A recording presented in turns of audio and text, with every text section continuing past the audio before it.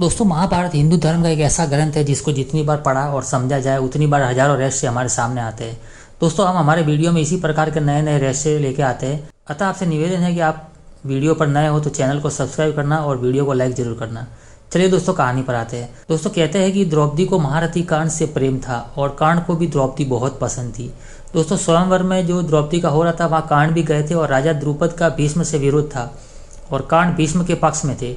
राजा द्रुपद ने द्रौपदी को पहले ही बता दिया था कि कर्ण एक सुत पुत्र है और यदि तुमने उसे पसंद किया तो वो जीवन भर तुम्हें एक दासी के रूप में रखेगा और तुम्हें पत्नी के रूप में कभी पहचाना नहीं जाएगा।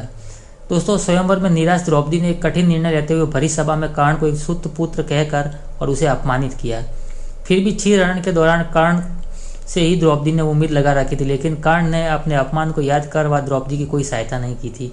बाद में जब भीष्म पितामह मृत्यु से यहाँ पर लेटे हुए थे तब कर्ण ने उनसे कहा कि वे द्रौपदी को बहुत चाहते थे और यह बात द्रौपदी ने भी सुनी और पहली बार द्रौपदी को भी पता चला कि कर्ण भी उनसे प्रेम करते थे।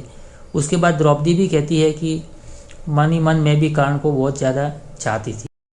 दोस्तों, कर्ण की शक्ति अर्जुन और दुर्योधन से कम नहीं थी। उनके पास इंद्र द्वारा दिया गया अबोध अस्त्र था जिसे इंद्र ने कवच और कुंडल के बदले में दिया था।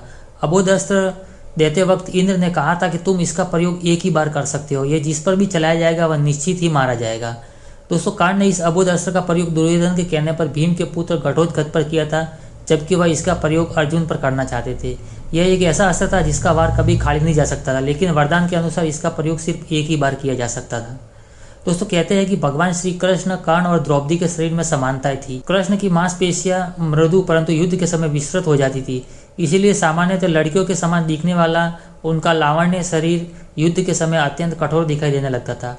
यही खासियत द्रौपदी और कर्ण के शरीर में भी थी। इसका मतलब यह कि ये तीनों लोग अपने वक्त के साथ अपने शरीर को कोमल या कठोरतम बना सकते थे।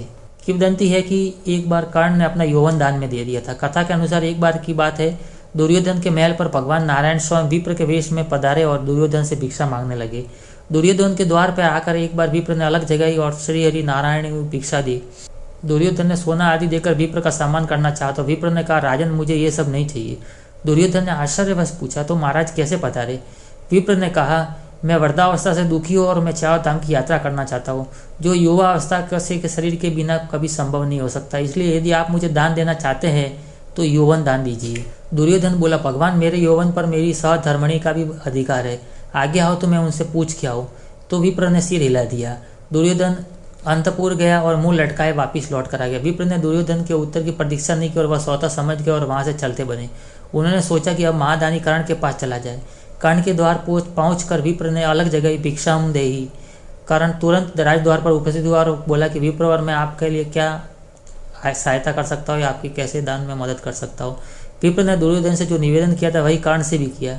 कर्ण उस विप्र को प्रतीक्षा करने की विनय करके अपनी पत्नी से परामर्श करने के लिए अंदर चला गया, लेकिन पत्नी ने ना नुकुर नहीं की और वह सीधी बोली, महाराज दानवीर को दान देने के लिए किसी से पूछने की जरूरत क्यों आन पड़ी?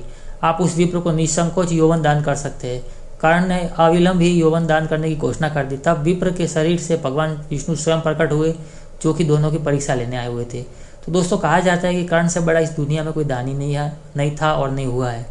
दोस्तों, आशा करते हैं आपको ये प्रसंग अच्छा लगता होगा और प्रसंग अच्छा लगता है तो वीडियो को लाइक जरूर करना और साथ ही साथ चैनल को सब्सक्राइब जरूर करना। चलिए दोस्तों, मिलते किसी एक और वीडियो में, तब तक अपना ख्याल रखना। जय श्री कृष्ण।